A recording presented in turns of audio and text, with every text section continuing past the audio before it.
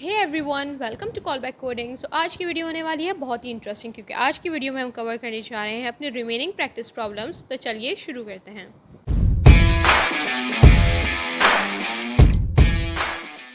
सो हमने अपनी last video में काफ़ी सारे प्रैक्टिस प्रॉब्लम्स जो है वो कवर कर लिए थे। अब कुछ प्रैक्टिस प्रॉब्लम्स जो है वो हम आज की वीडियो में कवर करने वाले हैं। अगर आपने मेरी लास्ट वीडियो अब तक नहीं देखी है तो वो वीडियो आप लाजमी जाके देखें, क्योंकि उस वीडियो की हेल्प से जो है वो आपके काफ़ी सारे जावास्क्रिप्ट के कॉन्सेप्ट्स जो है वो क्लियर हो जाएंगे। साथ साथ जो है आपकी प्रॉब्लम सॉल्विंग स्किल्स भी इन्हेंस होंगी। बेसिकली प्रैक्टिस प्रॉब्लम्स करवाने का मेन पर्पज़ ही यही है कि आपको एक स्ट्रेटजी बताई जाए कि अगर आपके सामने कोई भी प्रॉब्लम आती है तो आपको उसको किस तरीके से सॉल्व करना है, आपकी क्या अप्रोच होनी चाहिए, आपकी थॉट उस वक्त क्या होनी चाहिए। आपकी प्रॉब्लम सॉल्विंग स्किल्स को इन्हेंस करना जो है वो मेरा मेन पर्पज़ है।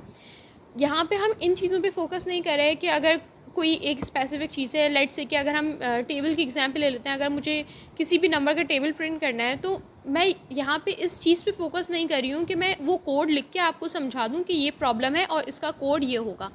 यहाँ पे हमारा मेन मकसद ये है कि जब आपके सामने प्रॉब्लम आए तो आप ख़ुद वो कोड कैसे लिख सकते हैं, आपको क्या उस वक्त सोचना है, कौन सी स्ट्रेटजीज आपने यूज़ करनी है और फिर आपने जो है वो कोडिंग स्टार्ट करनी है। तो हमने अपनी लास्ट वीडियो में भी काफ़ी सारी जो है वो टिप्स भी डिस्कस की थी। मैंने काफ़ी सारी टिप्स बताई थी कि अगर आपके पास कोई प्रॉब्लम आती है, किस टाइप की प्रॉब्लम है, क्या अप्रोच होनी चाहिए, कैसे आपने सोचना है, कैसे उसको रिजॉल्व करना है। तो लास्ट वीडियो जो है मेरी वो आपने लाजमी देखनी है और आज की वीडियो भी लाजमी देखनी है। ये वीडियोस देखने के बाद, प्रैक्टिस प्रॉब्लम्स करने के बाद आपके जावास्क्रिप्ट कॉन्सेप्ट जो है वो बिल्कुल क्लियर हो जाएंगे और बहुत ही ज़्यादा स्ट्रॉन्ग हो जाएंगे। एनीवेज़, तो आज की वीडियो में हमारे पास जो है वो यू कैन सी कि यहाँ पे मेरे पास लिखा हुआ है फंक्शंस। अच्छा, बेसिकली यहाँ पे हम फंक्शंस पे तो काम करेंगे, हम फंक्शंस बनाएंगे, फंक्शंस को सीखेंगे, बट यहाँ पे हमारे पास जो है वो सारी चीज़ें तकरीबन मिक्स हैं। लाइक हम इसमें कहीं पे लूप्स भी यूज़ कर रहे होंगे, कहीं पे हम इसमें इफ़ एल्स को भी यूज़ कर रहे होंगे, कहीं यहाँ पे जो है वो स्ट्रिंग के फंक्शंस यूज़ हो रहे होंगे। तो ये सारी चीज़ें इसमें इंक्लूडेड हैं। तो सबसे पहले हम बात करते हैं अपनी फर्स्ट प्रॉब्लम की। यहाँ पे मेरे पास लिखा हुआ है write a custom function to print the table of any number. तो ये देख के तो हमें ये समझ में आ रहा है कि हमें एक टेबल प्रिंट करना है, लेकिन टेबल प्रिंट करना है ऑफ एनी नंबर, मतलब वो किसी भी नंबर का टेबल हो सकता है। अब यहाँ पे हम बात करते हैं अपनी उस स्टेप की जो हमने अपनी लास्ट वीडियो में डिस्कस की थी कि जब भी हमारे पास कोई ऐसे डायनेमिक प्रोग्राम बनाना होता है, कोई भी ऐसी चीज़ आ जाती है, तो सबसे पहली जो हमारी अप्रोच होनी चाहिए वो ये होनी चाहिए कि हम उसको हार्ड कोडेड फॉर्म में ही करें। लाइक उसको एक स्टैटिक प्रोग्राम उसका बना लें, उसके बाद हम उसको डायनेमिक में कन्वर्ट करें। इसका मतलब ये है कि मुझे यहाँ पे टेबल प्रिंट करना है ऑफ एनी नंबर, लेकिन मैं क्या करूँगी, मैं यहाँ पे टेबल प्रिंट करूँगी लेट्स से 2 का। और जब वो 2 का टेबल मेरे पास प्रॉपर प्रिंट हो जाएगा तो फिर मैं उसको जो है वो डायनेमिक में कन्वर्ट कर दूँगी और फिर यहाँ पे जो है वो हम डिफरेंट नंबर्स की टेबल्स को प्रिंट कर पाएंगे। तो सबसे पहले हमें क्या करना है, एक बात जो हमें अपने दिमाग में लाजमी रखनी है कि जब भी हमारे पास कोई ऐसी प्रॉब्लम आती है जो रिलेटेड टू मैथ्स होती है, उसमें सबसे पहली हमारी जो अप्रोच होनी चाहिए, सबसे पहला जो हमारा स्टेप होना चाहिए वो ये होना चाहिए कि हम उस प्रॉब्लम को पहले एनालाइज करें कि वो मैथ्स में ही किस तरीके से सॉल्व हो रही है। अगर हम बात करें टेबल की, तो ऐसा नहीं है कि मुझे टेबल प्रिंट करनी है तो मैंने डायरेक्ट उसका कोड लिखना शुरू कर दिया, क्योंकि मुझे तो पता है कि टेबल होती क्या है। बात ये नहीं है कि आपको पता है या नहीं, बात यह है कि आपको उसको एनालाइज करना है। एनालाइज कैसे करेंगे, मैं पहले यहाँ पर लिख के देखूँगी कि टेबल लिखा कैसे जाता है। अच्छा, ये हमारी प्रॉब्लम 1 है, तो मैं यहाँ पे लिख लेती हूँ 1 और यहाँ पे नीचे आके हम जो है वो अपनी एनालाइजेशन करेंगे। मैं यहाँ पे लिखूँगी 2 1s are 2, राइट। अब मैं इसको कॉपी पेस्ट करके जल्दी जल्दी इसकी वैल्यूज़ को चेंज कर दूँगी। यहाँ पे 2 3 4 और यहाँ पे वैल्यूज़ चेंज होंगी 4 6 एंड 8, राइट। ये टेबल कुछ इस तरीके से होगा। एक काम ये करते हैं कि हम इसकी एक आइट्रेशन और कर लेते हैं 5 एंड देन 10। ओके, अब टेबल जो है वो कुछ इस तरीके से लिखा हुआ होता है। अगर हम मैथ्स की बात करें तो वो हम ऐसे लिख रहे होते हैं कि 2 मल्टीप्लाई हो रहा होता है 1 से और फिर वो आंसर जो है मेरे पास यहाँ पे आ रहा होता है। मुझे इसकी वर्किंग देख के समझ में आ रही है। अब इसी को देखते हुए, इसी की हेल्प से अब मैं अपना कोड यहाँ पे लिखना शुरू करूँगी। सबसे पहले एक चीज़ तो मुझे यहाँ पे क्लियरली नज़र आ रही है कि यहाँ पे जो है ये आइट्रेशंस जो हैं वो चलती जा रही हैं। इसके बाद 6 आएगा, 7 आएगा, 8 आएगा, मतलब एक काम बार बार हो रहा है। तो मुझे ये बात तो समझ में आ गई कि यहाँ पे एक लूप लगने वाला है, राइट। अब सबसे पहले मैं एक काम ये करती हूँ कि मैं यहाँ पे एक फ़ंक्शन बना लेती हूँ, क्योंकि हमें एक फ़ंक्शन बनाना है। तो फंक्शन बनाने के लिए मैंने क्या लिखा, यहाँ पे लिखा फ़ंक्शन, और लेट से मैं इसका नाम रख देती हूँ टेबल, और यहाँ पे मैं जो हूँ उसको ओपन कर दूँगी। फ़ंक्शन में वैल्यू हम बाद में पास करेंगे, अभी बस हम इस फंक्शन को ऐसे ही कॉल कर रहे हैं, ठीक है, ताकि मेरे पास यहाँ पे आउटपुट साथ साथ शो होता रहे। अब इस फंक्शन के अंदर जो है वो हमें वर्किंग करनी है। अगेन अभी हम स्टैटिक काम कर रहे हैं, डायनेमिक नहीं कर रहे हैं। जब हम डायनेमिक करेंगे तो हम यूज़र से इनपुट भी लेंगे, उस इनपुट की वैल्यू को यहाँ पे पास भी करेंगे, प्रॉपर वर्क करेंगे। अभी हमें क्या करना है, अभी हमें ये वाली चीज़ डायरेक्ट जो है वो यहाँ पे लिखनी है।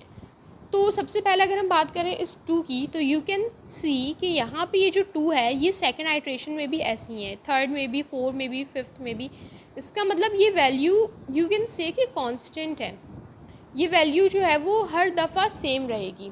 तो एक काम मैं ये करती हूँ कि मैंने यहाँ पे लिख लिया console.log, और मैंने यहाँ पे लिख लिया 2 जो है वो हर दफ़ा सेम रहेगा। लेकिन मेरे पास यहाँ पे एक दफ़ा 2 लिखा हुआ है, मुझे यहाँ पे एटलीस्ट 5 टाइम्स 2 लिखना है।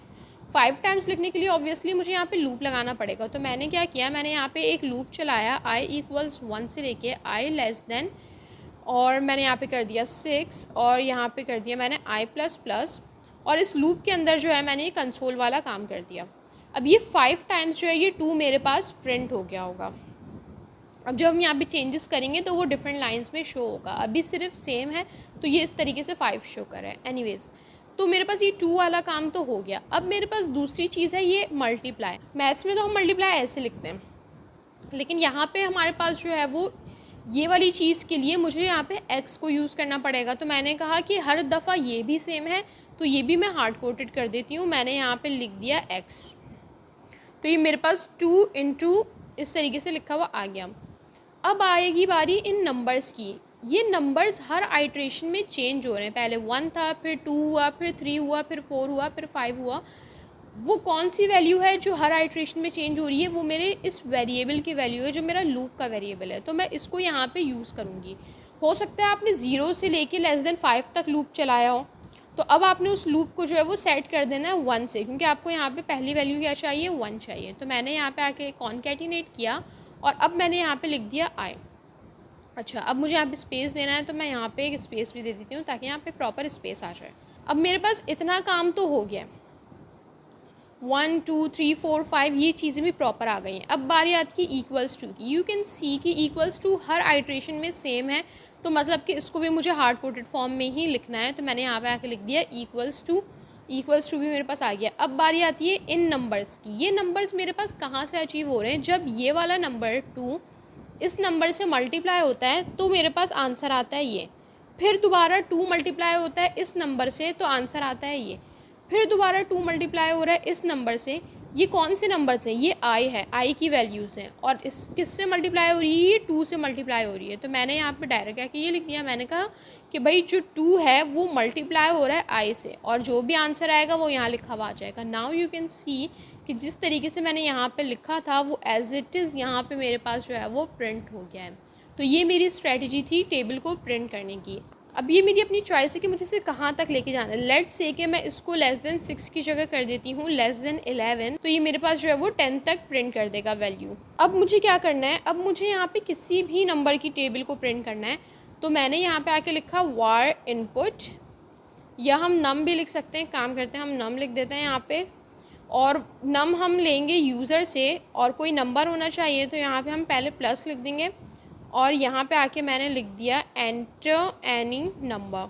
यूज़र कोई भी नंबर जो है वो एंटर करेगा, उसके एंटर करने के बाद मुझे क्या करना है, इस नंबर को पास करना होगा यहाँ पे, और इसको एक्सेप्ट करना होगा यहाँ पे। और अब ये 2 की जगह लिखा हुआ आ जाएगा n, और यहाँ पे भी ये 2 की जगह लिखा हुआ आ जाएगा n। ओके, अब जैसे ही मैंने यहाँ पे लिखा 5 और मैंने किया ओके, तो यू कैन सी कि मेरे पास यहाँ पे 5 की टेबल जो है वो प्रिंट होके आ गई। अगर मैं इसको रीलोड करती हूँ और मैं यहाँ पे लिखती हूँ 8 और मैंने ओके किया, तो मेरे पास यहाँ पे 8 का जो टेबल है वो यहाँ पे प्रिंट हो गया। तो अब ये जो मेरा प्रोग्राम है वो डायनेमिक हो गया, हम किसी भी नंबर की टेबल को प्रिंट कर सकते हैं। इसमें हम एक काम और कर सकते हैं जो कि आपने करना है, वो ये कि हम ज़रूरी नहीं कि 10 तक इसको लेके जाएं, हम इस वैल्यू को भी चेंज कर सकते हैं। हम यूज़र से नंबर ले सकते हैं, उसको यहाँ पे पास करके यहाँ पे एक्सेप्ट कर सकते हैं, और उसको इस 11 के साथ जो है वो रिप्लेस कर सकते हैं, ताकि वो जहाँ तक चाहे वो टेबल प्रिंट करवा सकें। तो ये हमारे पास एक सिंपल सा प्रोग्राम हो गया टेबल को प्रिंट करने का। अब हम बात करते हैं अपने नेक्स्ट टास्क की। वापस आएंगे, write a custom function power A B to calculate the value of A raise to B. अब मुझे पावर कैलकुलेट करना है। अगेन ये हमारे पास जो है वो मैथ्स से रिलेटेड टास्क हैं। तो जब मैथ्स की बात आ रही है, मैथ्स के टास्क की बात आ रही है, तो हमें अपनी सेम स्ट्रेटजी को यूज़ करना है। और वो स्ट्रेटजी क्या होगी हमारे पास, हमें इसको एनालाइज करना है कि ये काम मैथ्स में किस तरीके से होता है। तो अगर हम बात करें 2 रेज टू दी पावर 3 की, 2 की पावर 3 कैसे कैलकुलेट होगी, 2 इंटू 2 इंटू 2, राइट। अगर मैं कहूँ कि 5 की पावर 3 तो कैसे, बल्कि हम इसको कर देते हैं लेट्स से 4। तो मेरे पास ये कैसे कैलकुलेट होगा, 5 इंटू 5 इंटू 5 एंड देन 5। कुछ इस तरीके से मेरे पास जो है वो कैलकुलेशंस होंगी। अब अगर मैं सिर्फ इस एग्जाम्पल को साथ लेके चल रही हूँ, मुझे अभी कोई डायनेमिक प्रोग्राम नहीं बनाना है, मैं हार्ड कोडेड फॉर्म में करूँगी। मेरा नंबर जो है वो, जो बेसिकली बेस है वो 2 है और जो पावर है इसकी वो 3 है। तो मैंने यहाँ पे आके एक वेरिएबल बनाया बेस के नाम से और मैंने उसको बोल दिया कि 2। मैंने डायरेक्ट हार्ड कोडेड कर दी वैल्यू और मैंने कहा जो उसकी पावर होगी वो होगी लेट्स से 3। बेस और पावर मैंने यहाँ पे लिख लिया, बल्कि मैं इसको कर लेती हूँ POW, ताकि पावर के नाम से हम अपना फंक्शन बना लेंगे। अब मुझे यहाँ पे एक फ़ंक्शन बनाना है, तो मैंने यहाँ पे लिखा फंक्शन पावर और यहाँ पे आके इस फंक्शन को मैंने कर लिया कॉल। इसको मैं पावर लिख लेती हूँ पूरा, सॉरी। अब मुझे साथ साथ क्या करना है, मुझे ये इन दोनों वैल्यूज़ पे वर्क करना है। तो ये दोनों वैल्यूज़ मुझे पास करनी पड़ेंगी। मैंने कहा बेस और पावर जो है वो यहाँ पे हो जाएगी पास, और ए और बी की फॉर्म में हम इसे यहाँ पे कर लेंगे एक्सेप्ट। अब इसके अंदर जो है हमें अपनी सारी वर्किंग करनी है। करना ये है कि हमें उस नंबर को बार बार मल्टीप्लाई करना है। जब एक काम बार बार रिपीट हो रहा है तो इससे मुझे ये तो समझ में आ गया कि यहाँ पे मेरे पास जो है वो लूप्स यूज़ होने वाले हैं। अब वो लूप कितनी बार चलेगा ये देखना अभी ज़रूरी है, ताकि जब मुझे पता चल जाए कि लूप को कितनी बार चलाना है तो फिर मैं उतनी बार जो है वो लूप को चला सकूँ। अगर हम अभी इस एग्जाम्पल की ही बात करें तो यू कैन सी कि मेरे पास यहाँ पे 2 मल्टीप्लाई हो रहा है 2 से, ये एक आइट्रेशन है। फिर इसका जो आंसर आ रहा है वो आगे 2 से मल्टीप्लाई हो रहा है, ये 2 आइट्रेशन है। मेरे पास बेसिकली जो पावर है वो 3 है, लेकिन मल्टीप्लाई कितनी बार हो रहा है मेरे पास 2 टाइम्स। मतलब जो पावर है उसमें से अगर -1 कर दूं तो उतने टाइम्स मल्टीप्लिकेशन हो रही है। इस बात को वेरीफाई करते हैं इस एग्जाम्पल से। हो सकता है कि मैं यहाँ पे गलत हूँ। और एक बात मेरे दिमाग में और आ रही है कि जो मेरे पास बेस है उतने टाइम्स मल्टीप्लाई हो रहा है। हो सकता है मैं यहाँ पे बेस लिख दूँ जाके और वो गलत हो जाए, तो मैं इसको वेरीफाई करूँगी इस वाली एग्जाम्पल से। मेरे पास कितनी बार मल्टीप्लिकेशन हो रही है 1, फिर ये दोनों मल्टीप्लाई होंगे 2 और फिर ये दोनों मल्टीप्लाई होंगे 3। अब बेस तो 5 है लेकिन 5 टाइम्स तो मल्टीप्लाई नहीं हो रहा, मतलब बेस वाली चीज़ तो हो गई गलत, लेकिन पावर -1 वाली चीज़ यहाँ पे बिल्कुल फिट बैठ रही है कि 4 - 1 टाइम्स जो है ये मल्टीप्लाई हो रहा है। तो मैं एक काम करूँगी, मैं लूप भी उतने टाइम्स चला दूँगी। अच्छा, अब मुझे यहाँ पे क्या करना है, मैंने यहाँ पे लिखा हुआ i = 0 और i <। अच्छा, इसके बाद यहाँ पे मेरे पास चल रहा है पावर -1 टाइम्स और पावर मेरे पास आ रही है b में, तो मैंने कहा b - 1 टाइम्स जो है ये चलेगा और मैंने यहाँ पे कर दिया i++ और इसके ब्रैकेट ओपन कर दिए मैंने। लेकिन अब ये चल कितनी बार रहा है, तो एक काम हम ये करते हैं कि हम इसको 1 से काउंट करना शुरू करते हैं। सबसे पहली बात तो ये 1 से चलेगा b - 1 तक। अब b - 1 इस वक्त मेरे पास क्या होगा, अगर हम बात करें मेरे पास जो पावर है इसकी वो 3 है, तो ये बेसिकली 2 होगा। अगर मैं इसको हार्ड कोडेड करके यहाँ पे 2 लिख दूँ तो ये मेरे पास चलेगा 1 और ये फिर इसके आगे चलेगा ही नहीं क्योंकि <2 चाहिए। तो मैं इसको करूँगी = 2 ताकि ये मेरे पास 2 टाइम्स चले, 1 भी चलेगा और 2 भी चलेगा। अब ये मेरे पास जो है वो बिल्कुल परफेक्ट हो गया कि मेरा लूप जो है वो 2 बार चल रहा है। एक बार इसको मल्टीप्लाई करेगा, फिर एक बार इसको मल्टीप्लाई करेगा, 2 बार लूप चला लिया मैंने। बाद में मैं इसको डायनेमिक कर दूँगी। अभी मैंने डायरेक्ट यहाँ पे जो है वो 2 लिख दिया है। ओके, अब मुझे कैलकुलेशंस वाला काम करना है। लूप तो चल गया, अब मुझे मल्टीप्लाई करना है। मल्टीप्लाई क्या होगा, 2 मल्टीप्लाई होगा इस 2 से। 2 क्या है, बेस है, बेस मल्टीप्लाई हो गई बेस से, ठीक है। अगली बार क्या हो रहा है, अगली बार 2 मल्टीप्लाई नहीं हो रहा है 2 से, अगली बार वो आंसर मल्टीप्लाई हो रहा है 2 से, वो आंसर जो इन दोनों को मल्टीप्लाई करने पे आया था। इसका मतलब कि एक वेरिएबल होगा आंसर के नाम से जिसमें आंसर स्टोर हो रहा होगा। अगर इसमें इस एग्जाम्पल की बात करूँ तो यहाँ पे मेरे पास 5 जब मल्टीप्लाई होगा 5 से तो कोई आंसर आया होगा, वो आंसर अगली बार 5 से मल्टीप्लाई होगा, फिर कोई नया आंसर बना होगा, फिर वो नया आंसर जो है वो फिर 5 से मल्टीप्लाई हो रहा होगा। इसमें मेरे पास वो नंबर तो कांस्टेंट है, जो मेरी बेस है उससे तो मल्टीप्लाई हो रहा है बार बार, लेकिन आंसर बार बार मल्टीप्लाई हो रहा है, वो नंबर आपस में मल्टीप्लाई नहीं हो रहे हैं। आंसर को मल्टीप्लाई करना है तो मैंने क्या किया, मैंने कहा कि आंसर इक्वल्स टू, क्योंकि आंसर बार बार चेंज भी हो रहा है, हमें पुराने वाले से कोई काम नहीं है। अगर मैं इस एग्जाम्पल की बात करूँ तो मैंने कहा कि 5 इंटू 5 25 आ गया है। जब 25 को मैंने मल्टीप्लाई किया 5 से तो आई थिंक ये 125 हो जाएगा। अब मुझे 125 को आगे मल्टीप्लाई करना है 5 से, मुझे पीछे वाले 25 का कोई काम नहीं है। तो मतलब कि मैंने क्या किया, मैंने आंसर की ही वैल्यू को जो है वो अपडेट किया। आंसर मल्टीप्लाई हो रहा है किससे, 2 से मल्टीप्लाई हो रहा है इस वक्त, जो मेरे पास जो है वो बेस है। राइट हम चाहें तो यहाँ से बेस भी लिख सकते हैं। बेस है हमारे पास ए, तो मैं इसको यहाँ पे आके ए लिख देती हूँ, क्योंकि हमने यहाँ पे लिया हुआ है ए, तो मैं यहाँ पे ए को ही लिख देती हूँ। तो ये मेरे पास कुछ इस तरीके से हो गया। अब एक काम ये करते हैं, इसको ज़रा कंसोल करके देखते हैं कि मेरे पास जो है वो इसका आंसर क्या आ रहा है। मैंने यहाँ पे आके लिखा console.log और मैंने कहा कि आंसर चेक करते हैं कि क्या आ रहा है। अच्छा, answer is not a number, NaN is not A number. अब वो नंबर क्यों नहीं आ रहा है, क्योंकि मैं यू कैन सी कि मैं फ़र्स्ट टाइम में आंसर, जब फर्स्ट टाइम ये लूप के अंदर आया होगा ये, तो ये आंसर को मल्टीप्लाई कर रहा है ए से। ए तो एक नंबर है, लेकिन आंसर क्या है, आंसर में तो कोई वैल्यू ही नहीं है, तो मैं आंसर को इनिशलाइज कराऊंगी 1 से। अब जब हम देखेंगे तो मेरे पास आंसर आ रहा है 4 और 2 की पावर 3 हमारे पास होता है 8। अब यहाँ पे क्या गलती हुई है, हमने क्या किया, हमने सबसे पहले आइट्रेशन में 1 को मल्टीप्लाई कराया है 2 से। हमने एक चीज़ यहाँ पे एक्स्ट्रा कर दी है, 1 इंटू 2, ये काम हमने किया है।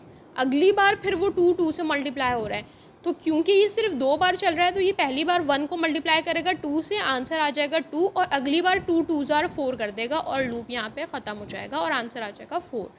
तो मैंने कहा कि मुझे लूप की एक आइट्रेशन को बढ़ाना पड़ेगा, तो मैंने क्या किया, मैंने यहाँ पे आके लिख दिया 3। नाउ यू कैन सी कि मेरे पास यहाँ पे आंसर आ गया 8। 3 हमने क्यों किया है, क्योंकि हमें एक आइट्रेशन यहाँ पे बढ़ानी पड़ी, इस वजह से क्योंकि हमने आंसर की वैल्यू ली थी 1। अगर हम 1 नहीं लेते तो वो ऑब्वियसली यू कैन सी कि यहाँ पे वो एरर दे रहा था, तो इसलिए मैंने यहाँ पे एक आइट्रेशन इंक्रीज़ की है 1 इंटू 2, और फिर उसके बाद जो है बाकी का सारा काम वैसे ही हो रहा है। तो बाकी के आइट्रेशंस के लिए तो उतने ही मेरे पास लूप चलना था, लेकिन एक आइट्रेशन बढ़ी तो मैंने यहाँ से एक वैल्यू को भी इंक्रीज़ कर दिया।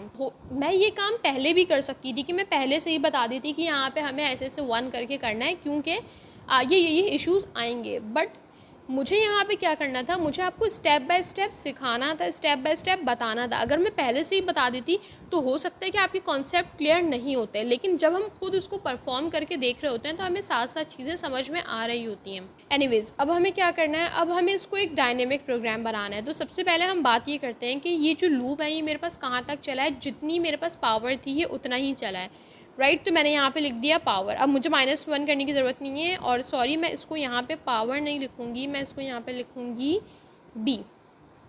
मैं अपने फंक्शन की वेरिएबल यूज़ करूँगी। अगर मैं पावर भी लिखूँ तो ये कोई इशू करेगा नहीं, इशू इसलिए नहीं करेगा क्योंकि ये मेरे पास जो है वो ग्लोबल वेरिएबल है, तो ये हमारे पास इसके अंदर भी यूज़ हो सकता है, इसके बाहर भी यूज़ हो सकता है, ये हम ऑलरेडी डिस्कस कर चुके हैं। बट मैं यहाँ पर जो है वो फंक्शन के वेरिएबल्स को यूज़ करूँगी। तो मैंने कहा कि ये b तक चलेगा आए, ठीक है। आंसर मल्टीप्लाई हो रहा है ए से, तो ये तो हमारे पास जो है वो डायनेमिक ही है, इसको कुछ करने की ज़रूरत नहीं है। यहाँ से हमने वैल्यूज़ भी पास कर दी हैं। अब बात करते हैं इन वैल्यूज़ की, तो हमें ऑब्वियसली यहाँ पे यूज़र से इनपुट लेना पड़ेगा। मैं यहाँ पे आके लिखती हूँ प्रॉम्प्ट, और मैंने कहा एंटर बेस, राइट। और यहाँ पे आके मैं लिखूँगी प्रॉम्प्ट, और मैं यहाँ पे लिख देती हूँ एंटर पावर। बस सिर्फ इतना काम हमें करना है। फ़िलहाल मैं इसको कैंसिल कर देती हूँ। अब हम इसको रीलोड करेंगे। सबसे पहले हमें एंटर करनी है बेस, तो हम यही वाली एग्जांपल को लेके चलेंगे। बेस मेरे पास है 2 और उसकी पावर है 3, मेरे पास ने कैलकुलेट कर दिया 8। अब हम बात करते हैं नेक्स्ट एग्जांपल की। मैंने कहा बेस है 5, इसकी पावर है 4, तो ये मेरे पास उसने कैलकुलेट करके दे दिया। अगर मैं कोई बड़ी वैल्यू भी रखूँ तो ये उसको भी कैलकुलेट करके यहाँ पर दे देगा, राइट। तो ये मेरे पास जो है वो पावर का एक डायनेमिक फंक्शन बन गया। अब हम मूव करते हैं अपने नेक्स्ट टास्क पे। अब मेरे पास यहाँ पे लिखा हुआ write a custom function to calculate factorial of a number. हमें फैक्टोरियल फाइंड करना है। अगेन ये हमारे पास मैथ्स रिलेटेड टास्क है, वही सेम स्ट्रेटजी यूज़ करेंगे, इसको एनालाइज करेंगे फैक्टोरियल होता क्या है। अगर मैं बात करूँ 5 फैक्टोरियल की, तो इसका मतलब ये होता है कि 5 को मल्टीप्लाई करूँ 4 से, फिर 3 से, फिर 2 से, 1 से, तो ये मेरे पास बनता है 5 फैक्टोरियल। मतलब 5 इंटू 4 20, 20 इंटू 3 60, 60 इंटू 2 120, 120 इंटू 1 120। तो इसका आंसर मेरे पास आएगा 120। ये हमारे पास होता है फैक्टोरियल, राइट। अगर मैं बात करूँ 4 फैक्टोरियल की, तो बस मेरे पास यहाँ से ये 5 हट जाएगा और ये बाकी का मेरे पास 4 फैक्टोरियल बन जाएगा। 4 इंटू 3 12, 12 इंटू 2 24, तो मेरे पास इसका आंसर आ जाएगा 24। तो ये मेरे पास होता है फैक्टोरियल। 3 फैक्टोरियल की बात करें तो 3 इंटू 2 इंटू 1 जो है मेरे पास जो है वो 3 फैक्टोरियल बन जाएगा। एक काम ये करते हैं कि हम यहाँ पे 3 फैक्टोरियल भी लिख लेते हैं। बस सिंपल मुझे यहाँ से इस 4 को हटाना है और 3 इंटू 2 मेरे पास हो जाता है 6। तो ये हमारे पास जो है वो स्ट्रेटजी है फैक्टोरियल कैलकुलेट करने की मैथ्स में। अब हम इसको अपनी कोडिंग में कैसे लेके आएंगे। सबसे पहले तो एक नंबर चाहिए होगा जिसका हमें फैक्टोरियल निकालना है। तो मैंने कहा वार नम इक्वल्स 5, हम 5 की एग्जाम्पल ले रहे हैं। तो मेरे पास नंबर तो आ गया, एक फंक्शन बनेगा। मैंने यहाँ पे आके लिखा फंक्शन फैक्ट, राइट। और यहाँ पे इस फंक्शन को मैं कॉल भी कर लेती हूँ। फंक्शन को कॉल कर लिया, फंक्शन में नंबर को पास करना है। मैंने यहाँ पे आके नम को पास कर दिया, इसको यहाँ पे एक्सेप्ट करना पड़ेगा। तो यहाँ पे आके एन में मैंने इसको एक्सेप्ट भी कर लिया। ये वाला काम तो हो गया मेरे पास।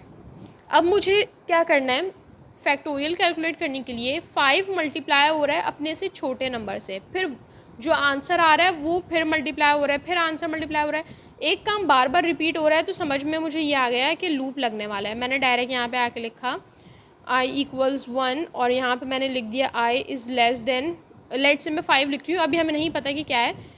सिर्फ इस एरर को इग्नोर करने के लिए मैंने यहाँ पे लिख दिया है ताकि ये एरर हट जाए यहाँ से। ओके, अब मुझे करना क्या है, इसको करने के भी मेरे पास 2 तरीके हो सकते हैं। एक तरीका तो ये जो ऊपर हमने लिखा हुआ है, और एक तरीका ये हो सकता है कि 1 इंटू 2 इंटू 3 इंटू 4 इंटू 5, ये दोनों एक ही बात है। 5 को लेके जाए 1 तक या 1 को लेके जाए 5 तक, एक ही बात है। आपके अपनी मर्ज़ी है कि आपने कौन सी वाली स्ट्रेटजी को यूज़ करना है। मैं यहाँ पे एक काम ही करती हूँ कि मैं इस वाली चीज़ पे बात करूँगी ताकि मेरे पास जो है वो एक डिक्रीमेंट में लूप चल जाए, तो एक थोड़ी डिफरेंट चीज़ हम सीख लेंगे। मैं यहाँ पे इसको डिक्रीमेंट में चलाऊँगी, सही है। और ये कहाँ तक चलेगा, स्टार्ट हो रहा है ये कहाँ से, 5 से। तो मैंने कहा ये स्टार्ट 5 से हो रहा है, कहाँ तक जा रहा है, 1 तक। तो मैंने कहा जब तक i बड़ा है या इक्वल है 1 के ये चलता रहेगा, 1 पे आके ये रुक जाएगा। डिक्रीमेंट मैंने कर दिया। मैं एक काम ही करती हूँ कि मैं इसको ज़रा कंसोल करके देखती हूँ मेरे पास नंबर्स क्या आ रहे हैं i में। ओके, सो मेरे पास कुछ इस तरीके से नंबर्स आ रहे हैं 5 4 3 2 1, ये वही नंबर्स हैं जो मुझे यहाँ पे चाहिए थे। तो मेरे पास जो है वो नंबर्स बिल्कुल प्रॉपर, बिल्कुल सही जनरेट हो रहे हैं 5 4 3 2 1। अब मुझे मल्टीप्लिकेशन वाला काम करना है जैसे हमने पावर में किया था। 5 इंटू 4 होगा तो जो आंसर है वही अपने जो है वो दूसरे नंबर से मल्टीप्लाई होगा, फिर इसका आंसर दूसरे नंबर से मल्टीप्लाई होगा। मतलब एक वेरिएबल यहाँ पे भी आएगा आंसर का, और वही बार बार मल्टीप्लाई भी हो रहा होगा। मल्टीप्लाई किससे हो रहा होगा, आई की वैल्यूज से हो रहा होगा। तो मैंने कहा कि आंसर में कर दो 1, क्योंकि फिर वो वही नॉट ए नंबर वाला एरर देगा। तो मैंने यहाँ पे आंसर में 1 कर दिया। अब ये कुछ ऐसा बन गया होगा कि पहले 1 मल्टीप्लाई हो रहा है, उसके बाद ये सारा काम चल रहा है। अब एक आइट्रेशन यहाँ पे भी बढ़ गई है, तो क्या मुझे यहाँ पे फिर से वैल्यू को चेंज करना चाहिए, लेकिन वैल्यू चेंज करने से पहले मैं अपना आंसर देखना चाहूँगी मेरा आंसर क्या आ रहा है। मैंने कहा कंसोल डॉट लॉग और आंसर जो है वो प्रिंट कर दो भाई। इसने आंसर प्रिंट कर दिया 120, और 120 ये बिल्कुल एग्जैक्ट आंसर कैसे आ रहा है। हो सकता है कि ये इत्तेफाक से आ गया हो। हम 4 फैक्टोरियल वाला काम करके देखते हैं। मैंने यहाँ पे 5 को कर दिया 4 और यहाँ पे नम को भी कर दिया 4, तो यू कैन सी कि मेरे पास आंसर आ गया 24। ये तो आंसर बिल्कुल ठीक आ रहा है। अब हम इसको ज़रा 3 करके देख लेते हैं एक बार, ताकि और ये वेरीफाई हो जाए। मैंने यहाँ पे इसको कर दिया 3 और यहाँ पे भी मैं आके कर दूँगी 3, तो अब मेरे पास आंसर आ रहा है 6। इसका मतलब ये बिल्कुल सही काम कर रहा है मेरा कोड। मैं वापस इसको 5 के लिए कर देती हूँ। तो मेरा कोड तो बिल्कुल सही काम कर रहा है। सबसे पहले तो मैं इसको यहाँ से हटा दूँगी इन वैल्यूज़ की, अब मुझे नीड नहीं है। अब ये काम सही कैसे कर रहा है, इसने पहले 1 को मल्टीप्लाई किया होगा 5 से, आंसर आया होगा 5। फिर 5 मल्टीप्लाई हुआ होगा 4 से, तो आंसर आया होगा 5 4 ज़ार 20। 20 मल्टीप्लाई हुआ होगा 3 से, तो 60 आया होगा, 60 मल्टीप्लाई हुआ होगा जब 2 से तो 120 आया होगा। लेकिन क्योंकि एक आइट्रेशन बढ़ गई है तो ये यहाँ पे आके रुक गया होगा, ये वाली आइट्रेशन नहीं चली होगी। लेकिन मेरा आंसर तो यहाँ तक भी आ चुका है 120, मुझे इसको 1 से मल्टीप्लाई करने की ज़रूरत है नहीं वैसे। तो अगर मैं इस 1 को यहाँ से हटा दूँ, हो ये रहा है, ऐसा लग रहा है कि ये 1 उठ के बस यहाँ आ गया है इस जगह पे। अगर मैं इस 1 को भी ना करवाऊँ ना मल्टीप्लाई, तो भी मेरा आंसर बिल्कुल सही आएगा, क्योंकि 1 से मल्टीप्लाई करने में तो आंसर वही आ रहा है। लेकिन ये हमारी मजबूरी है कि हमें आंसर में 1 को लेना पड़ रहा है, कोई और नंबर मैं लूँगी तो मेरा पूरा आंसर ख़राब हो जाएगा। तो बस एंड से जो 1 है ना वो उठ के स्टार्टिंग में आ गया है, और यहाँ पे कोई भी काम जो है वो एक्स्ट्रा नहीं हुआ है, बेसिकली हो वही काम रहा है। इसमें भी यही हुआ होगा, 1 पहले मल्टीप्लाई हो रहा है और आखिरी वाला 1 जो है वो मल्टीप्लाई नहीं हो पा रहा है, तो वो यहाँ से हट गया है। यहाँ पे भी 1 पहले मल्टीप्लाई हो रहा है और आखिरी वाले 1 की बारी नहीं आ रही है, तो वो हम यहाँ से हटा देते हैं। लेकिन आंसर पे कोई फ़र्क नहीं पड़ेगा, सिर्फ़ और सिर्फ इसलिए क्योंकि वो 1 है। 1 से मल्टीप्लाई करने पे वही आंसर रहेगा, इसलिए फ़र्क नहीं पड़ रहा। कोई और नंबर होता तो हमें यकीनन यहाँ पे आइट्रेशन जो है वो एक बढ़ानी पड़ती, जैसा कि हमने अपने पावर वाले फंक्शन में किया था। तो ये मेरे पास हो गया फैक्टोरियल का फंक्शन, और यहाँ पे जो है वो स्टार्ट हो रहा है, ये n से स्टार्ट करेंगे। अब हम इसको 1 तक लेके जाएंगे, और यहाँ पे हम ये कर सकते हैं कि हम यहाँ पे इनपुट ले सकते हैं कोई भी नंबर। तो मैंने सिंपल यहाँ पे आके लिखा प्रॉम्प्ट, और मैंने यहाँ पे लिख दिया एंटर एनी नंबर। वो नंबर जो है वो इस नम में आ जाएगा, और मैंने यहाँ पे लिखा मैंने यहाँ पे लिखा 4, और यहाँ पे मेरे पास आ गया 24, राइट। तो मेरे पास ये एक जो है वो डायनेमिक फंक्शन बन गया। अब हम बात करते हैं टास्क 4 की। टास्क 4 भी हमारे पास सेम है कि हमें कैलकुलेट करना है फैक्टोरियल ऑफ ए नंबर, लेकिन इसमें हमारे पास डिफरेंट क्या है। यहाँ पे यू कैन सी कि यहाँ पे एक चीज़ लिखी हुई है रिकर्सिव फंक्शन। यहाँ पे हमारे पास एक कस्टम फंक्शन था। अब ये रिकर्सिव फंक्शन क्या है, हमें रिकर्सिव फंक्शन के थ्रू फैक्टोरियल को कैलकुलेट करना है। वापस आते हैं अपने कोड पे। अब हमें ये सारी चीज़ें तो समझने की ज़रूरत नहीं है, हमें पता है कि यही काम होता है, फैक्टोरियल ऐसे ऐसे कैलकुलेट होता है। लेकिन रिकर्सिव फंक्शन क्या होता है हम ये समझ लेते हैं। रिकर्सिव फंक्शन सिंपल सा बस एक वो फंक्शन है जो अपने आप को बार बार कॉल करता रहता है। तो हम सबसे पहले जो है काम ये करते हैं कि यहाँ पे एक फ़ंक्शन बना लेते हैं। मैंने यहाँ पे आके लिखा फंक्शन, और मैंने उसका नाम रखा फैक्ट, और यहाँ पे आके मैंने क्या किया, फैक्ट को एक बार कॉल कर लिया। अब यहाँ पे तो ये देखने में लग रहा है कि फैक्ट एक बार कॉल हो रहा है, लेकिन क्योंकि ये एक रिकर्सिव फंक्शन है तो ये अपने आप को बार बार कॉल करेगा। अभी फ़िलहाल इसको इग्नोर करें।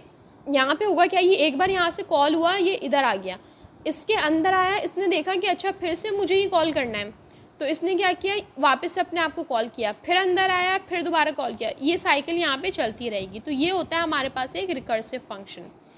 ओके, अब हमें यहाँ पे क्या करना है, हमें एक फैक्टोरियल कैलकुलेट करना है। अब बार बार एक चीज़ कॉल हो रही है, तो बार बार की जब बात करते हैं, रिपीटेशन की जब बात करते हैं, तो बात आ जाती है लूप्स की।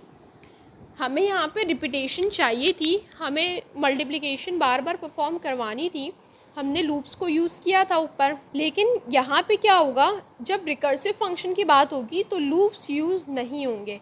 अब लूप्स के बगैर काम होगा। सबसे पहले क्या होगा, जो 5, लेट्स से हम 5 फैक्टोरियल की एग्जांपल ले रहे हैं, तो 5 फैक्टोरियल जो है वो कैलकुलेट होना होगा, तो वो बोलेगा 5 मल्टीप्लाई बाय, और अब इस बार वो 4 3 2 1 नहीं करेगा, वो बोलेगा 4 फैक्टोरियल। इसका मतलब क्या है, अभी हमने देखा था कि अगर मैं 5 को मल्टीप्लाई करूँ, बाकी की सारी चीज़ें जो हैं ये 4 फैक्टोरियल बना रही हैं, यू कैन सी हेयर। फिर अगर मैं इससे पीछे आऊँ तो ये 3 फैक्टोरियल बन रहा है। तो हम इस तरीके से लिख सकते हैं कि 5 फैक्टोरियल फाइंड करने के लिए 5 को मल्टीप्लाई कर दो 4 फैक्टोरियल से, आंसर आ जाएगा। लेकिन अभी आंसर आया नहीं है।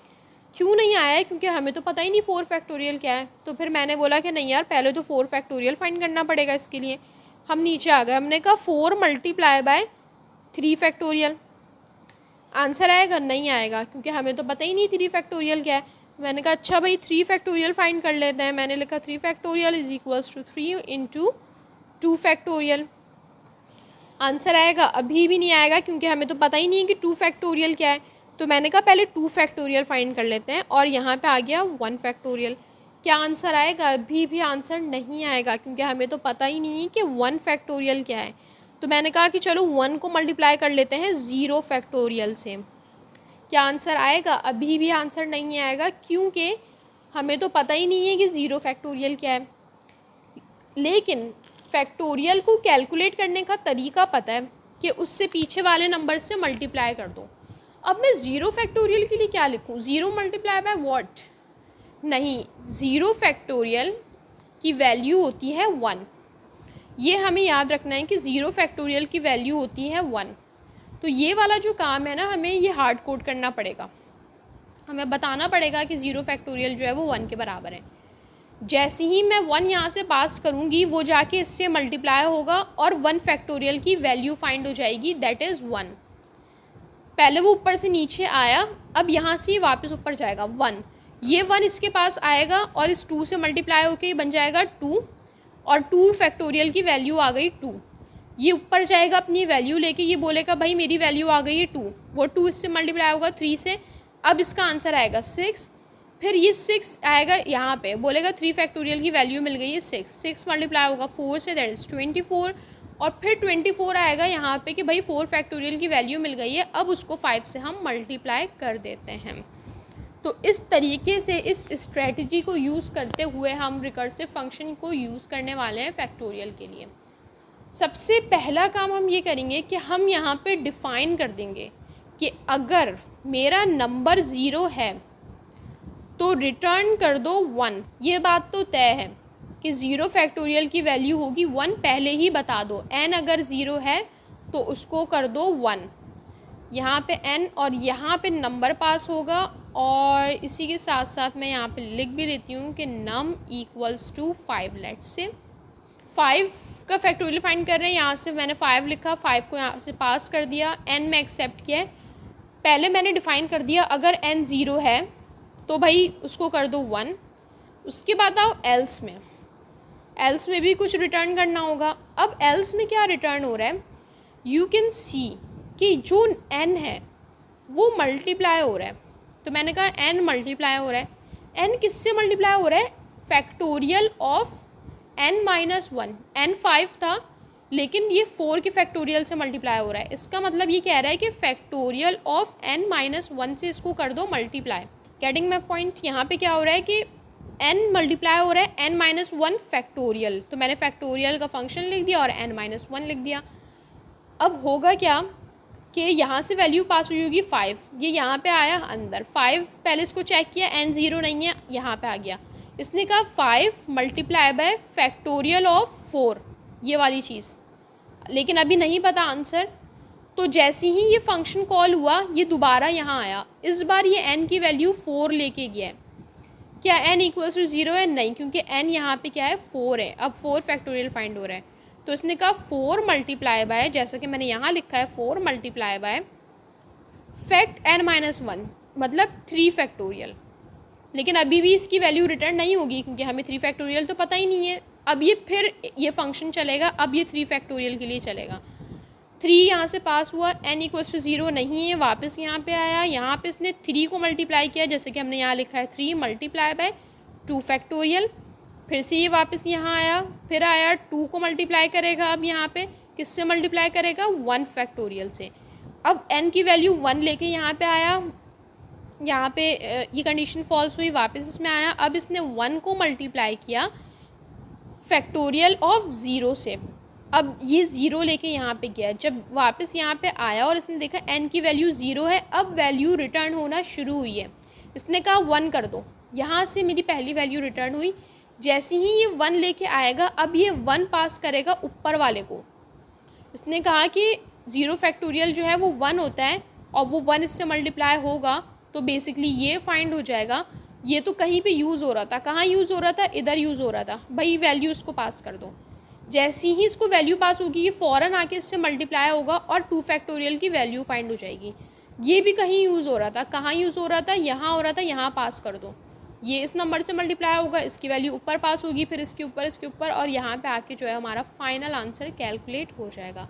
अब हम इसको कंसोल करके देखते हैं। मैंने फंक्शन से रिटर्न करवाया है, तो यहाँ पे मैं करूँगी कंसोल डॉट लॉग, और फैक्टोरियल को जो है मैंने यहाँ पे कर दिया console. Now you can see कि मेरे पास आंसर आ गया है 120। एक काम हम ये करते हैं कि यहाँ पे हम इनपुट ले लेते हैं यूज़र से। मैंने यहाँ पे लिखा प्रॉम्प्ट, और मैंने यहाँ पे लिख दिया एंटर एनी नंबर। अब मैंने यहाँ पे नंबर लिखा लेट्स से 5, तो मेरे पास आंसर आ गया 120। अगर मैंने लिखा यहाँ पे 3 तो आंसर आ गया 6। अगर मैंने यहाँ पे लिखा 10 तो आंसर आ गया मेरे पास जो भी इसका आंसर था, राइट। तो ये है मेरे पास जो है एक रिकर्सिव फंक्शन। अब ये वाला काम जो है ना हम पावर में भी कर सकते हैं। अभी हमने पावर कैलकुलेट की थी लूप के थ्रू, अब हम रिकर्सिव फंक्शन के थ्रू भी ये काम कर सकते हैं। हम लूप यहाँ से हटा देंगे और एक एक नंबर माइनस करके जो भी हमें स्ट्रेटजी यहाँ पे हमने यूज़ की है सेम स्ट्रेटजी वहाँ पे यूज़ होगी और रिकर्सिव फंक्शन के थ्रू पावर भी कैलकुलेट हो सकती है। लेकिन ये आप लोगों का टास्क है कि आपको प्रैक्टिस करते हुए ये वाला काम भी जो है वो परफॉर्म करके देखना है। अगर किसी को कोई प्रॉब्लम आती है तो वो मुझसे कमेंट सेक्शन में फिर पूछ सकता है, तो मैं उसको गाइड कर दूँगी। लेकिन फ़र्स्ट जो है वो आपने खुद ट्राई करके देखना है। इसको मैं कर देती हूँ कमेंट, और अब हम मूव करते हैं अपने नेक्स्ट टास्क पे। अब मेरे पास यहाँ पे सिंपल से एक टास्क है कि मुझे लीप ईयर बताना है कि लीप ईयर कौन सा होता है। ये मेरे पास कौन सा है, टास्क नंबर 5 है ये, मुझे लीप ईयर बताना है। सिंपल सा मैंने क्या किया, यहाँ पे आके मैंने एक वेरिएबल बनाया है एयर के नाम से, और मैंने यहाँ पे प्रॉम्प्ट कर दिया एंटर एयर। यूज़र से एयर एंटर करवाएंगे और उसके बाद हमें क्या करना है, फंक्शन कॉल कर लेते हैं डायरेक्ट, चेक एयर कर लेते हैं फंक्शन का नाम। मैंने कहा चेक एयर को कॉल करो और उसमें एयर को करो पास। और अब मैं यहाँ पे फंक्शन बनाने वाली हूँ चेक एयर के नाम से, और एयर यहाँ पे पास हो जाएगा। मैंने कहा कि इफ़ y% 4 = 0, तो यहाँ पे कंसोल कर दो this is a leap year, और यहाँ पे हमने लिख दिया एल्स। और एक काम ये करते हैं, इसी को मैं कॉपी करती हूँ, यहाँ पे आके मैं करूँगी paste, this is not a leap year.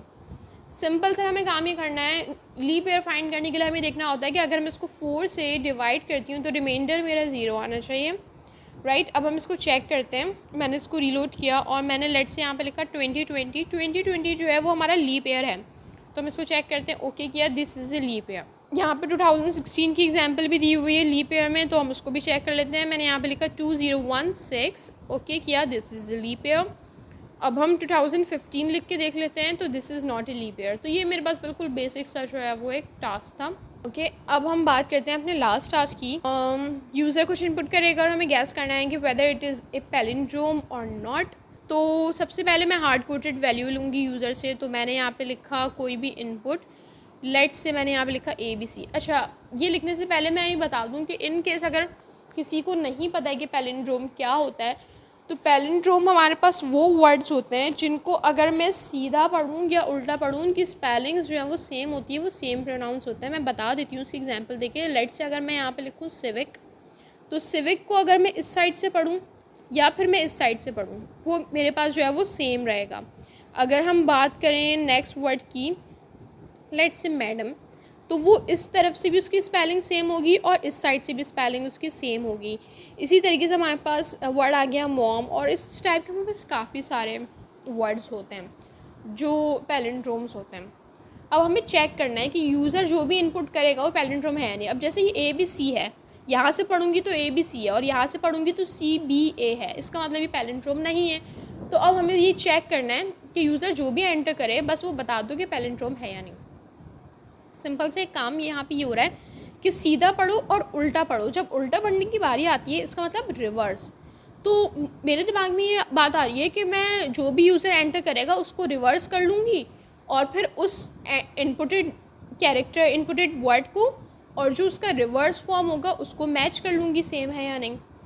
लेकिन यहाँ पे ये काम इतने सिंपली हो नहीं सकता। वैसे है तो सिंपल ही, लेकिन इस तरीके से नहीं हो सकता क्योंकि स्ट्रिंग के लिए कोई रिवर्स का फंक्शन मौजूद नहीं है, बट हमारे पास एरे के लिए रिवर्स का फंक्शन मौजूद है जावास्क्रिप्ट में। तो मैंने ये सोचा कि क्यों ना मैं स्ट्रिंग को पहले एरे बना दूँ, उसके बाद रिवर्स कर लूँ, फिर वापस से स्ट्रिंग बना दूँगी और फिर उसको मैं चेक कर लूँगी। तो स्ट्रिंग को एरे बनाने के लिए हमने अपनी लास्ट वीडियो में डिस्कस किया था, हमारे पास एक फंक्शन होता है स्प्लिट का, वो हम यूज़ करने वाले हैं।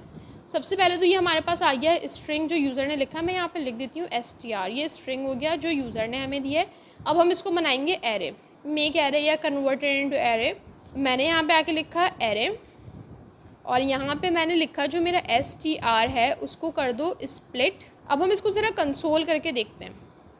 पहले मैं इसको यहाँ पे कंसोल करूँगी, मैंने लिखा console.log और मैंने यहाँ पे लिखा str, बल्कि डिफरेंट है तो हम नीचे एक साथ कंसोल कर लेते हैं। और यहाँ पे मैंने लिख दिया ARR एरे। तो मेरे पास ABC स्ट्रिंग में ऐसा था, एरे में ऐसा आ गया, बट मुझे इसको रिवर्स करना है तो मुझे ये अलग अलग एरे के इंडेक्स में चाहिए। सिंपली बस मुझे यहाँ पे कि कुछ नहीं करना है, मुझे यहाँ पे के डबल कोट्स लगाने हैं और ये इस तरीके से स्प्लिट हो जाएगा, एक एक लेटर इसका स्प्लिट हो जाएगा। स्प्लिट फंक्शन को हम और भी तरीक़ों से यूज़ कर सकते हैं। लेट्स से अगर मैं यहाँ पे स्पेस डाल दूँ ना तो अब ये मेरे पास वापस ऐसा हो गया, लेकिन अगर मैं यहाँ पे कुछ और लिख दूँ ना तो अब ये इन दो वर्ड्स को with the help of space जो है ये स्प्लिट करेगा, क्योंकि मैंने यहाँ पे स्पेस लिखा है। लेट्स से कि मैं यहाँ पे लिखूँ ए, जहाँ पे ए आए वहाँ पे स्प्लिट कर दो, तो ये यू कैन सी कि मेरे पास जो है वो यहाँ पे एक स्प्लिट हुआ है, इसके बाद मेरे पास एक यहाँ पे स्प्लिट हुआ है, क्योंकि यहाँ पे ए यूज़ हो रहा है। तो डिफरेंट तरीके हैं स्प्लिट को यूज़ करने के। मैंने क्या किया है, मैंने हर लेटर को अलग अलग स्प्लिट कर लिया है। अब मैं इसको कर दूँगी रिवर्स, तो मैंने कहा वार रिवर्स इक्वल्स और मैंने कहा एरे को कर दो रिवर्स। और अब मैं इसको कॉपी पेस्ट करूँगी और मैं यहाँ पे देखती हूँ रिवर्स होके ही कैसे शो हो रहा है। तो ये मेरे पास कुछ इस तरीके से बन गया। बेसिकली उसने एरे को रिवर्स किया ना, तो उसने एरे की वैल्यू को भी रिवर्स ही कर दिया है। मैं रिवर्स में नहीं भी स्टोर कराऊँ तो ये ऐसे आ रहा है। एनीवेज़, पहले ये ABC था, ये CBA हो गया। अब वापस से इसको कन्वर्ट कर देते हैं स्ट्रिंग में। तो पहले स्प्लिट किया था, तोड़ा था, अब इसको जोड़ देंगे, यानी हम इसको ज्वाइन कर देंगे। तो मैंने कहा कि जो रिवर्स है उसको ज्वाइन कर दो भाई, डॉट, और मैंने यहाँ पे कर दिया ज्वाइन, ठीक है। और ये रिवर्स जो है ना, ये मेरे पास कुछ इस तरीके से ज्वाइन हो गया है, लेकिन यहाँ पे मेरे पास कॉमा आ रहा है। तो मैं यहाँ पे क्या करूँगी, मैं यहाँ पर लिख दूँगी डबल कोट्स और अब मेरे पास ये ज्वाइन होके इस तरीके से आ गया। मतलब ये स्ट्रिंग मेरे पास सीधा था, इसका रिवर्स करके स्ट्रिंग ये आ गया। बस बीच का प्रोसेस इसलिए किया क्योंकि डायरेक्ट हम नहीं कर सकते थे, राइट। अब इसके बाद मुझे क्या करना है, अब मुझे इन दोनों को मैच करना है। मैंने कहा कि जो यूज़र ने स्ट्रिंग इनपुट किया है वो, और जो हमारे पास स्ट्रिंग 2 है, इसको मैं स्ट्रिंग 2 कर देती हूँ, और जो हमारे पास स्ट्रिंग 2 है अगर वो सेम है तो कंसोल कर दो दिस इज़ ए पैलिंड्रोम, और यहाँ पे मैंने लिख दिया एल्स, और इसको मैं कॉपी करके यहाँ पेस्ट करूँगी, this is not A palindrome, right. और इसने यहाँ पे प्रिंट भी कर दिया नॉट ए पैलिंड्रोम। अब मैं इसको यहाँ से रिमूव कर दूँगी, इसकी मुझे नीड नहीं है, राइट। अब हम एक फ़ंक्शन बनाएंगे जल्दी से। तो मैं यहाँ पे काम करती हूँ, मैं फ़ंक्शन बनाती हूँ चेक पैलिंड्रोम, राइट। और ये सारा काम जो है अब वो इस फंक्शन के अंदर होगा। मैंने यहाँ पे आके डाल दिया ये। अब ये जो स्ट्रिंग है वो यहाँ से पास होगा मेरे पास, और इसको हम इनपुट लेंगे यूज़र से, और यहाँ पे फंक्शन भी कॉल होगा। तो चेक पैलिंड्रोम और स्ट्रिंग मैंने यहाँ से पास कर दिया, और इसको इनपुट भी लेना है। तो मैं यहाँ पे लिख लेती हूँ प्रॉम्प्ट एंटर एनी वर्ड, और लेट्स से मैं यहाँ पे लिखती हूँ यहाँ पे लिखते हैं MOM, ओके किया। तो this is A palindrome, right. अब हम इसको दोबारा से रीलोड करके चेक करते हैं। मैंने यहाँ पे कुछ भी लिख दिया, ओके किया, this is not A palindrome. मैंने यहाँ पे ABC लिखा, नॉट ए पैलिंड्रोम, और मैंने यहाँ पे लिख दिया मैडम, तो this is A palindrome, right. तो ये मेरे पास जो है वो बिल्कुल परफेक्टली वर्क कर रहा है।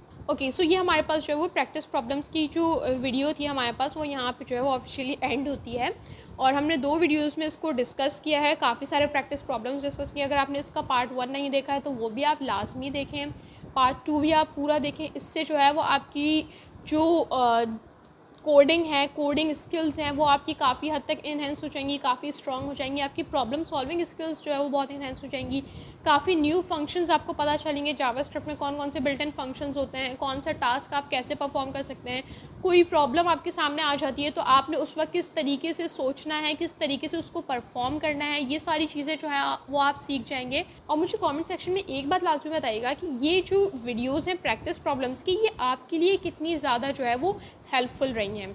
ऑल्सो अगर कोई ऐसा टास्क है जो आपको बहुत डिफ़िकल्ट लग रहा है, या कोई ऐसी चीज़ जो आप मुझे सजेस्ट करना चाहें कि मैं उस पर एक अलग से वीडियो बना के आप लोगों को समझाऊं, तो वो भी आप मुझे कमेंट सेक्शन में बता सकते हैं। बाकी I have tried my best कि मैं ज़्यादा से ज़्यादा जो है वो प्रॉब्लम्स को इसमें सॉल्व करवा सकूँ, डिफरेंट स्ट्रेटजीज़ को यूज़ करते हुए सॉल्व करवाऊँ, आप लोगों को टिप्स भी साथ साथ दूँ। तो मैंने इन सारी चीज़ों का बहुत अच्छे से ख्याल रखा है। बट स्टिल अगर कोई ऐसी चीज़ है जो हमने यहाँ पे मिस की है या आप चाहते हैं कि मैं यहाँ पे एक्सप्लेन करूँ, तो मुझे कमेंट सेक्शन में लाजमी बताइएगा। Okay guys, so that was it for the video. If you guys have any query, ask me in the comment section, and don't forget to like, share and subscribe to my channel Callback Coding. So see you in the next video. Thank you.